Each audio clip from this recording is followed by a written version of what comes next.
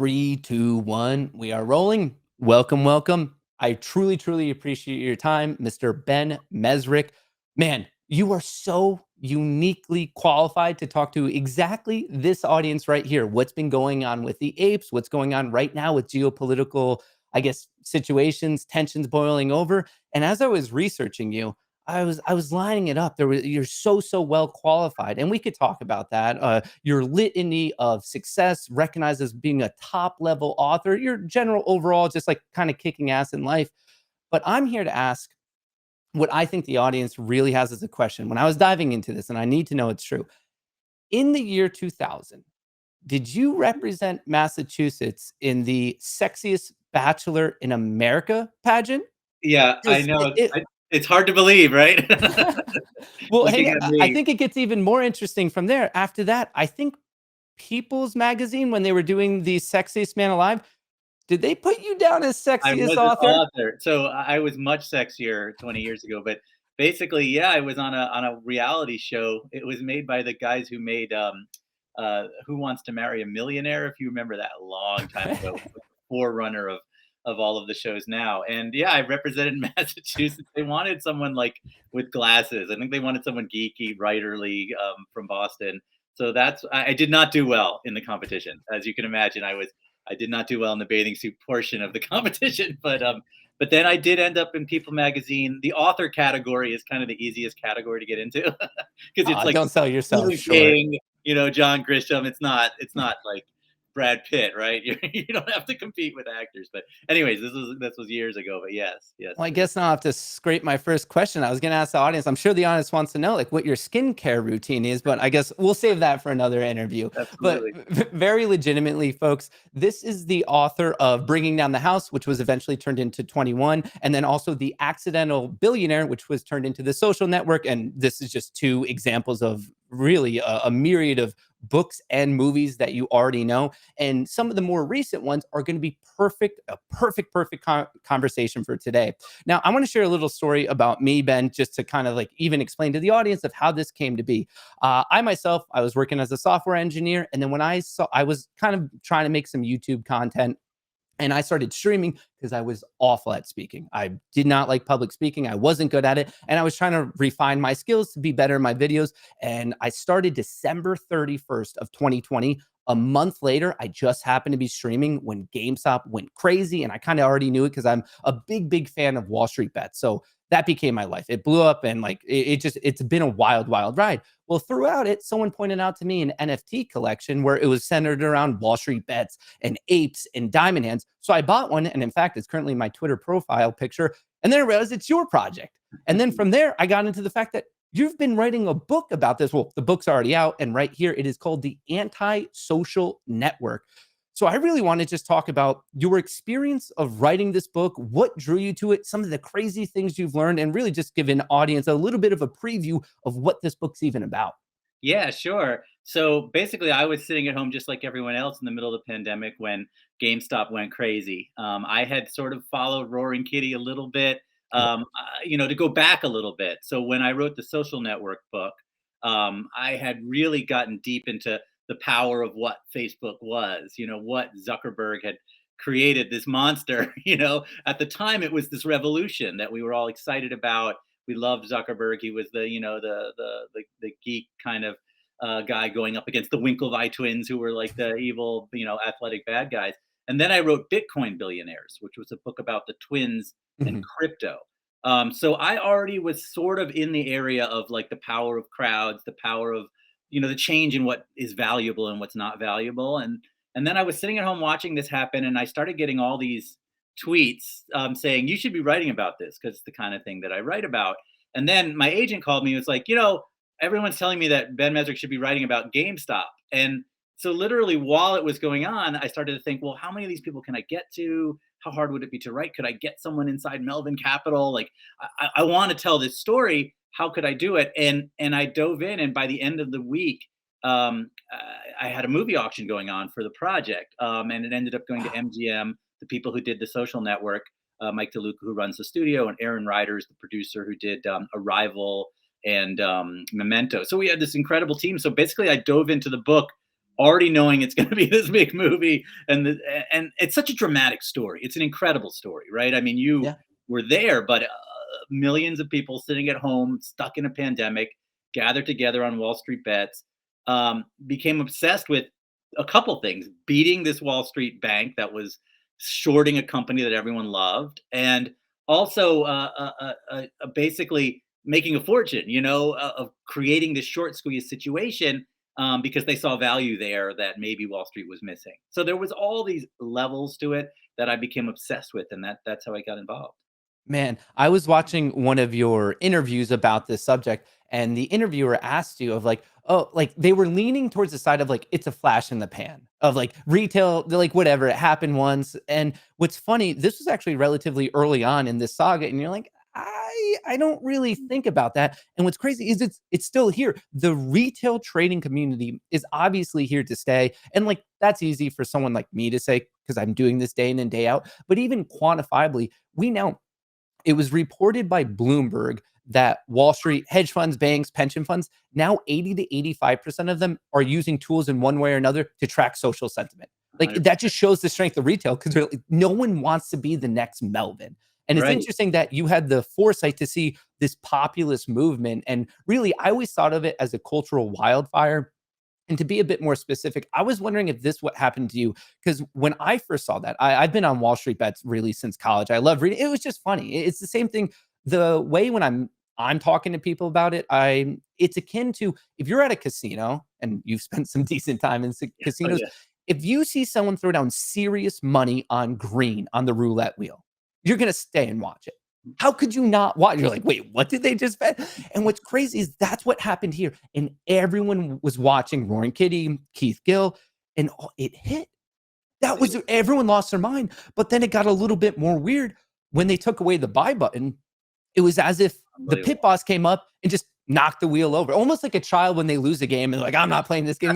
But that was the casino. I And like, know, and it it gets was just so so wild. crazy when you realize that Robinhood is connected to Citadel, and Citadel is connected to Melvin Capital, and it's like this dirty little game going on that came in everyone's face. But I do have to say, like, it was incredibly obvious to me, that this was a revolutionary moment. I really and truly believe, like you, that this was not this little flash in the pan. I would not have written it, if it was just a story. I'm not a news guy. I don't do like a article for something. Mm, I only want to write origin stories of something that's I think is a shift in the landscape. And so you're absolutely right. I think that this was a moment when the retail trader, but also the power of the community to create value, in such a way that we've never seen before. And Wall Street Bets was a big part of it. Reddit, mm, social media, you couldn't have done this before that. mhm. But it really is a shift. And I think that if you ran a fund now, you'd be crazy not to be scouring all of social media to understand that your positions are it's more important what people think, than the fundamentals of a company anymore. If a Yeah. million people hate, something, that's a powerful force, and people have to take that into account. I think that's one of the common things that we're always hearing about this is that it's fundamentally overvalued. And really, value is deeply philosophical. Like if you have a painting, someone might think it's worth $10 million. Another person might be like, I don't know that it's worth $10. It's barely worth the paint and the canvas that it's on. And I don't see why the stock world's any different. Obviously, fundamentals are part of the equation, but so much of mainstream media, when they're talking to retail with all their fancy pedigrees and showing how good they are, like superior to us, it's like value equals fundamental value. And my simple argument is it's a bit more complex. Value equals fundamental value, but now we're seeing the rise of community value. And we're seeing that like in so many different things. Obviously with GameStop, and now people are talking about it with AMC. You're seeing it in crypto. I mean, Doge ran to 72 cents or whatever it was out of nowhere. Like that, Right. it's all community driven. And now for any of these professionals to say, nah, it's just exclusively fundamentals, is like, what? That doesn't make sense to me. I would Doesn't argue make any everything's, sense anymore. I mean, you could yeah. look at so many different areas where this is changing everything. Art is a great example of it. NFT, the Mm, NFT world is entirely based on community, right? That's the value for the most part of these things. But you look at GME is no longer tethered to GameStop. GME is a separate entity that has a connection to GameStop, but really it's much more than that. And what we've seen happen in a really interesting way is that everybody valued GME to the point that the company itself could make changes based on that, right? So now it's working the other way, where the power of the community is actually changing the fundamentals of that company as they move into different spaces to try and take advantage of where they are now. But yeah, the whole ape thing is much more powerful than I think people realize. Mhm. And it's all a matter of the sentiment staying in a direction. I think what was really unique about the GameStop story was that they rallied together in such a way, and it was totally organic. And it wasn't, top down. It was the whole, Web3 idea of bottom up, where all these people were watching Roaring Kitty and making fun of him at first. I mean, he was when he was first posting, I'm in love with this stock. People were Mhm. like ridiculing him, and then as it exploded, everybody realized that there was something here and that they could do something and make a move and change the market. So yeah, it's a great moment, I think. It's just so incredibly impressive to see that populist movement come together and make the ripples that we're honestly still feeling today.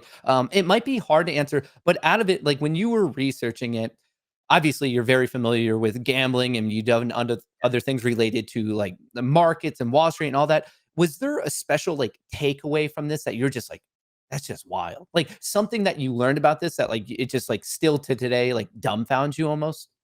Yeah, a couple things. One of the things that, one of the main characters of my book is this college kid who put a few $1,000s into GameStop, and he wrote it all the way to $250,000. And he wanted to sell, but the power of the peer pressure of the community was so intense that he really felt he would be betraying the movement if he sold. And I think Mm. that that's something that you don't learn in business school, right? The idea that the rational move, and we can talk about where GameStop should be and whatever. But this guy had turned $2,000 into $250,000. There is Mm. no businessman in the world who would say you shouldn't sell that at that point, right? Take some of it off the table. But he felt he would be betraying WallStreetBets, these people he'd never met. He will never meet any of these people. Mhm. And the memes, it all meant something really, truly emotional to him. So that to me was stunning to watch. Like he almost had a Mhm. mental breakdown over selling a stock. And that's something that I Wow. don't think you learn. That's something that's really unique, I think, to this sort of value coming from the community. Oh, for sure. And I would almost take it a step further and say, without that type of sentiment, it would have never got to where it did. You had Yeah, to have so many people who were on that exact same page, and that's what really brought it to life, which yeah, it's just nuts. And I think at first I really looked at it of like, okay, it was a social internet culture thing of like, are you in on the joke? Or like, hey, we're sitting around as the pandemic, we're all on our couch, we're not going outside, so we're consuming more technology, we're consuming more of like internet culture. So they're in on the joke. But then the more I got into it, it was humor that was wrapped around a very serious disgust and almost distaste for Wall Street. Like, so it was the joke. And then all of a sudden, I started seeing people more of like, especially when those government panels and Senate hearings and that stuff, they were happening. They're like trying to pin it on Keith. And everyone's like, whoa, whoa, whoa. In 2008, no one in Wall Street got in trouble. Why are right. they talking about like one retail? And then like you could almost feel a bit of anger. And like I said, it was masked in humor and internet culture. But when you were doing your research, did you kind of see that thing? Like the underlying thing was a big, big anger towards Wall Street and let's say the quote unquote cronyism of elites. Yeah, I mean, this is really a movement that starts all the way back with Occupy Wall Street and the Mm, 2008 crash. There is this real sentiment. Everyone I interviewed who had bought GameStop, that was part of their thinking, was that Wall Street is not going to screw us this time. Like they have screwed us over and over again. It's a completely rigged game. It's completely unfair. These people in their suits and ties are shorting this company in the middle of a pandemic. They're all working together. I mean, there was this real feeling of a battle, that we were fighting, or people who bought GameStop were fighting against, and Melvin Capital was stuck in the middle. I will say that, listen, shorting GameStop from their position was not a unique trade. It wasn't something that you would say, oh, you should never do that. I mean, they shorted a lot of companies, but they mm, became the target because it came out that they had done this. And when you sort of weigh who they were versus who the Reddit crowd was, it really does feel like an elite Wall Street fund run by a billionaire who has his penthouse in Miami and his penthouse in New York, versus people sitting on their couch trapped at home in the middle of a pandemic who can't Mhm. even go to Starbucks, right? So there was a real feeling of anger that drove this, to the degree that it drove it. People would not sell because they wanted to see Melvin get destroyed, right? That Yeah. was really the anger, and the Chernobyl video was really just a centerpiece in my book, but as well as of the movement, is the idea that it was going to erupt, it was going to explode. And you know what? It really did. That's the kind of crazy thing. Had they not been bailed out, although they'll never call it a bailout, and I should couch this in, they say that it was absolutely not a bailout. It was a fine investment in a fine company. But had they not received an infusion of cash from, their friends, who knows what could have happened to them. So I do think it was a really interesting moment where all this anger has been boiling for a while. But what did Occupy Wall Street really do? Nothing, right? It did nothing. This really actually did something. Mm. This actually, for this moment, really, really changed Wall Street. And I think going forward will continue to change the way the game is played. It showed the power of the crowd for sure. You bring up such a good point that I don't know if I really internalized. Like, at first, it was GameStop, and I would argue a little bit later because AMC kind of went crazy also in June. They became symbolic of that fight against Wall Street, the fight for market transparency. Well, there was probably many, many hedge funds that were shorting both of these, but Melvin became the symbol. There were Yeah. many market makers that were dealing with this, but through the connection with Robinhood and Citadel became the symbol. Robinhood, there were many brokerages that stopped people from buying, but yet Robinhood became the symbol. So it's interesting from a crowd psychology point to see how we have these individual symbols that to today, when you bring up Robinhood to the like kind of average retail person, like, "Oh, I'm not using it." Like there, it's a PR nightmare. And they're like, Right. I hate them. And probably for good reason. Like at the time that it happened, I don't think they handled it the best they could have, but symbols, and that just shows how incredibly strong that is right now. Yeah, It's I mean, and nuts. that's the whole meme stock phenomenon. It's like Mm, memes and have so much power, and imagery and symbols. It's like we rally around things like that, and we always have. I mean, you can look at any industry or at any war or anything like that. It all one little symbol can be more powerful than anything else. And these, these became targets, right? Robinhood is a perfect target, and it is all about the whole the meme, right? That's what we're mhm. talking about here. And when I launched our NFT line, that's why we wanted to use all this imagery, because it was these symbols that really galvanized this community forward for sure. Well, I have to admit, I really like mine. Like the imagery on it, like whoever your artist team was, it's Yeah, definitely we got super, super impressive. Now, yeah. I don't know if you can share any of this, but I know with the Antisocial Network, particularly, there are talks of it becoming a movie, and I believe Yeah. MGM had bought the rights. Can you give us like updates on that? Like, is the movie a production? Is there a time frame? Yeah, Or so we're actually gonna shoot, this summer. It's actually moving oh, very quickly. The script is done. It was written by these 2 wonderful women who actually wrote Orange Is the New Black, and they are writing the new okay. Wolfman picture with Ryan Gosling. We have a fantastic director soon to be announced, which will, as soon as we do that, we'll start the casting process. But the goal is to have this potentially out at the end of the year. It's moved quickly because there were other projects developing, but we're the one that's going to be in the movie theaters, and it is the team behind the Social Network, and so it's going to be somewhat of a dark comedy, I think, Mhm, in the vein of a Big Short or a Social Network. There's a lot of funny elements to this story mhm. for sure, but it's attempting to capture a movement on screen. So I can't wait to see it, and I think it's going to be a blast. So yeah, we're moving forward on that very quickly. Well, I can't wait to watch that one in an AMC theater. It'll be Well, awesome. I appreciate it, but I'm super excited for that. That's gonna be so awesome. But we can't also acknowledge like, well, there's obviously always crazy stuff going on in the world and in the markets, but right now there's an exceptionally high amount of tensions with the whole Putin's invasion of Ukraine, and not only with the whole GameStop ape saga, but you also wrote another book called Once Upon a Time in Russia. And you really are perfectly positioned to almost share with the audience. You've spent a lot of time with oligarchs, you've spent a lot of time researching what's going on. And this was a handful of years ago. And that's obviously how you created this book. But what I want to ask you is right now, what do you think Americans maybe are getting wrong, and maybe we just don't understand culturally of what's going on. Because the main thing we're seeing is, hang on, there's Putin, he invaded. It seems like a bad situation. I'm reading stories of like yachts and jets getting tracked, but like Yeah. beyond that, what would you think that the average American is currently getting wrong? Well, I don't think people realize who these Russian oligarchs are. First of all, we're sanctioning these multi-billionaire Russians, and it's not just that they own yachts and planes and soccer teams. This group of oligarchs put Putin in power. So these guys Okay. were a group of men in the 1990s when the Soviet Union collapsed. They were handed the resources of Russia. So a group of men, one was handed the aluminum business, one was handed the oil business, one was handed, media, and these guys ran Russia. This was when Yeltsin was president. So Yeltsin was sick and he was drunk all the time, and they decided they needed to replace him. So they went off to the middle of Russia and they found this low level KGB agent who worked for the mayor of St. Petersburg. And the only reason they knew him is they'd helped the oligarch set up a car dealership in St. Petersburg. He was that low level, and it was Vladimir Putin.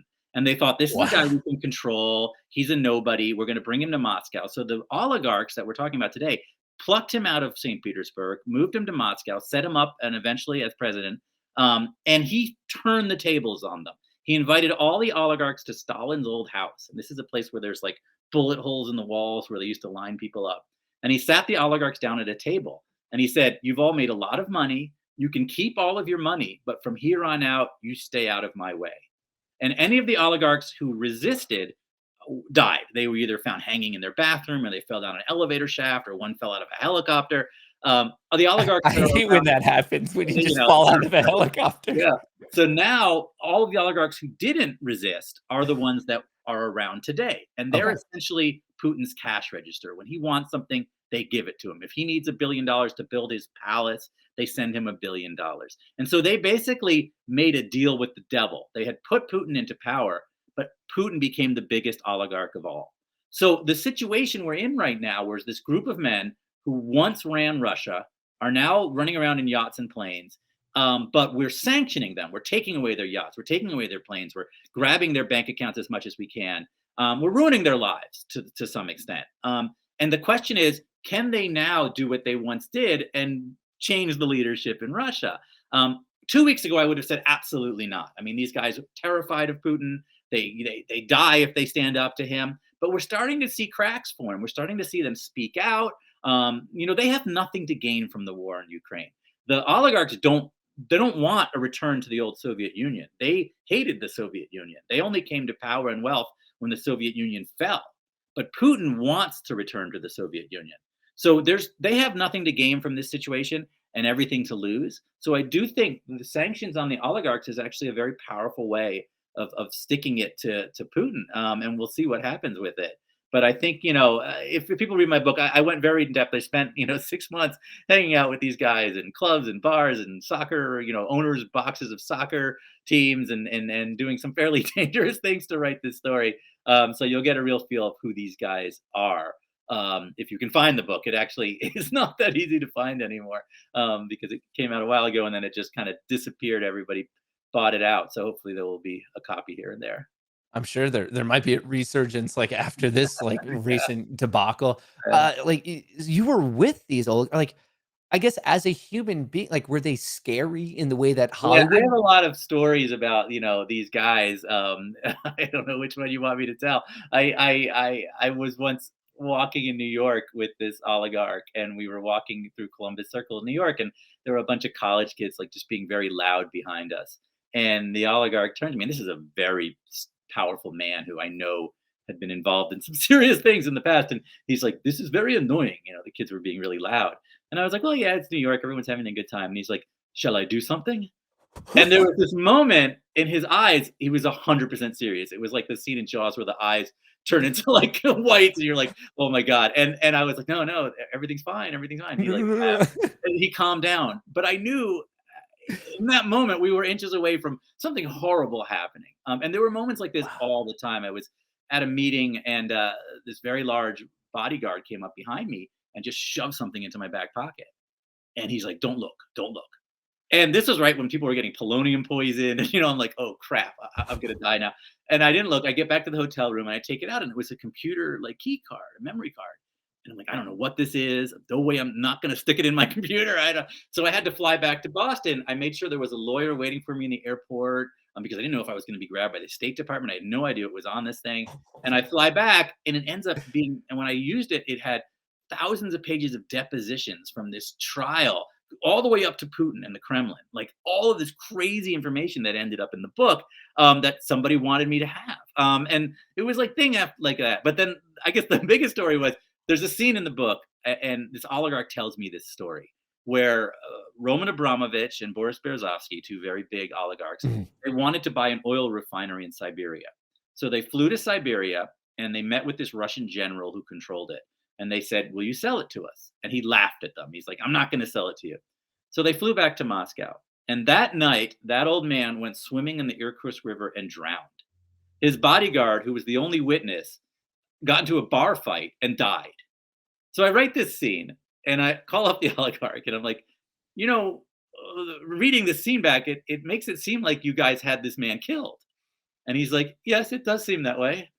And I was like, well, do you want me to change it? Is that okay? Is that what you wanted me to say? And they're like, oh, it's fine. And I was like, well, how is it fine that it seems like you had this man killed? Wow. And he's like, well, when you think about Russia in the 1990s, don't think about America in the 1990s. Think Mhm. about America in the 1890s.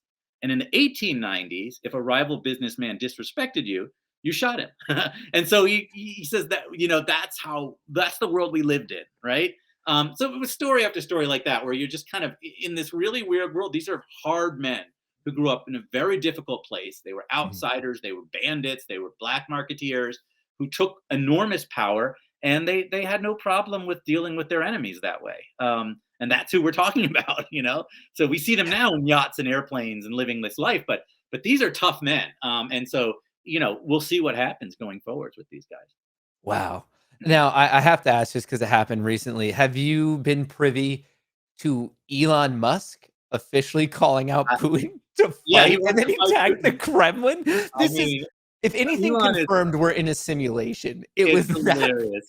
It was That's so crazy. wild. Elon Musk is nuts. I love Elon Musk. Listen, I there's a chapter in the Antisocial Network where I have him underground using a flamethrower fighting AI like the Terminator. I think he's just such an over the top individual. I think he seriously would fight Putin. I don't think he's kidding. On the other hand, Putin is a judo expert. The guy won like international judo champions as a young man. So I don't know how well that fight would go, to be honest with you. But yeah, it was pretty intense. I think, they followed up because obviously this is just, a master of social media and a master of trolling, and he's like, "Fine, I'll give you 10% more pay-per-view." I'm like, "This is the most insane thing." He's taunting a guy who invaded a sovereign, independent country, and he's challenging him to a fight. It's Like, that's nuts. It's so nuts. wild. I love it. Yeah. But even connecting that back to your story of when you were walking on the streets of New York, this doesn't seem to be something that they would just take as a joke of like, "Oh, that," like, this seems like something that, they would almost, like, hold like a hot coal and, like, piss them off for the remainder of their life. Like, that doesn't seem like it's something they would just laugh off. You mean which part? Like, of Elon calling them out on the internet. Like, because like, I mean, I listen. I think Putin is a very intense individual, and mhm, we really don't know what his mental state is right now. There's lots of theories back and forth about what is going on with him, but he certainly has a vision of the world that does not work for the rest of us. He wants to recreate the Soviet Empire, and given the opportunity, he would take back every territory he thinks should be part of that empire, which is part of Europe. So it can get very ugly very fast. Yeah. Yeah. These are intense people.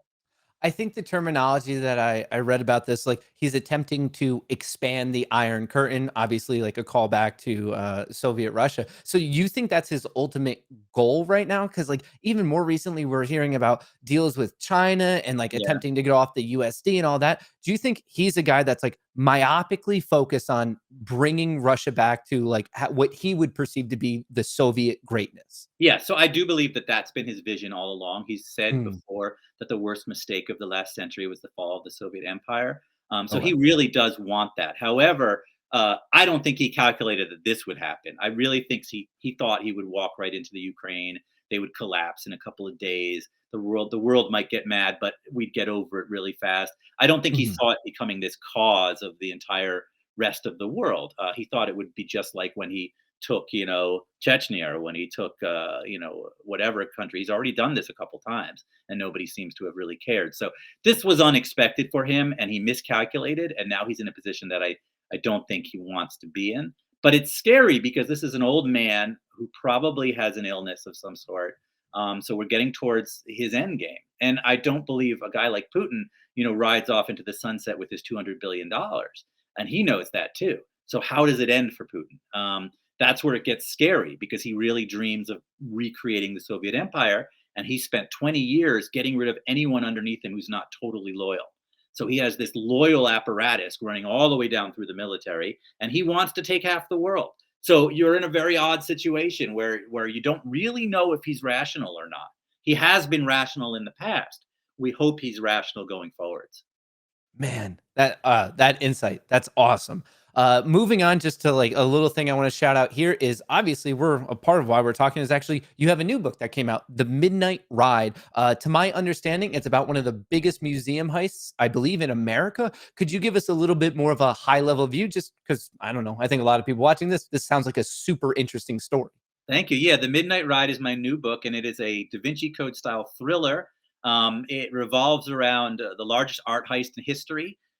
Basically, exactly, on almost on the date that on it was the 18th of March in 1990 when two men dressed as cops broke into the Gardner Museum in Boston and made away with 11 paintings worth over $1 billion. It's never been solved. The art is still missing. It's still out there. There's a $10 million reward for the art. And it's a crazy story. And I actually got involved in this story from a late night phone call. About 15 years ago, I got a call in the middle of the night. People pitch me stories all the time. And this guy called and claimed that he was one of the people who robbed the Gardner Museum.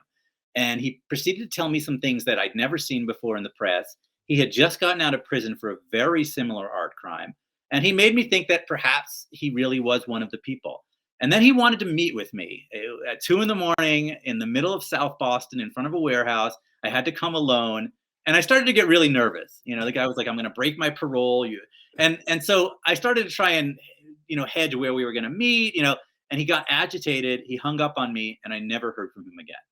So for the past Mm. 15 years, I've always wondered, could I have solved the Gardner and found these paintings, which are worth $10 million, or was I just such a coward that I missed out on like the biggest story of all time? So I wrote this thriller, it opens with how I believe the actual crime went down, based on talking to this guy who may or may not have been one of the robbers. Okay. So it does have some cool stuff in it, but it's really a thriller that ties that heist to a secret going back in history all the way to the Revolutionary War. And it's a fun ride. It all takes place in and around New England and Boston, for people who are into the Da Vinci Code or that sort of thing. Steven Spielberg bought the movie rights, so we're making a big Spielberg movie out of it, which is really, really cool.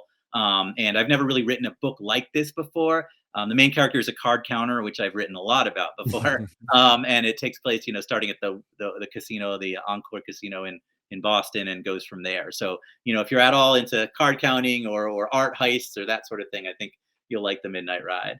Man, this sounds like a novel that's definitely going to be right up my alley. That sounds awesome. I mean, overall, I truly appreciate the time. This has been a privilege to talk to you about everything going on with the ape movement, what's going on with really, ideally, potentially in Putin's head. And I wish you the most success with your newest book there.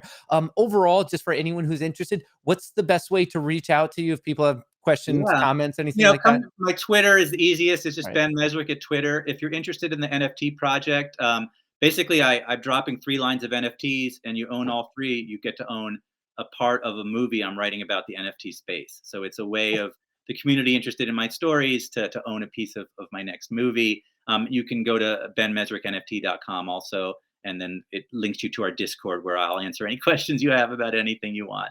Awesome. And yeah, the Twitter is always the easiest. That's where people find me and pitch me stories. Sounds good to me. Overall, once again, thank you. And to all the listeners, I hope you really enjoyed what Mr. Mesrick was able to offer us today. Have a good one. Thank you so much.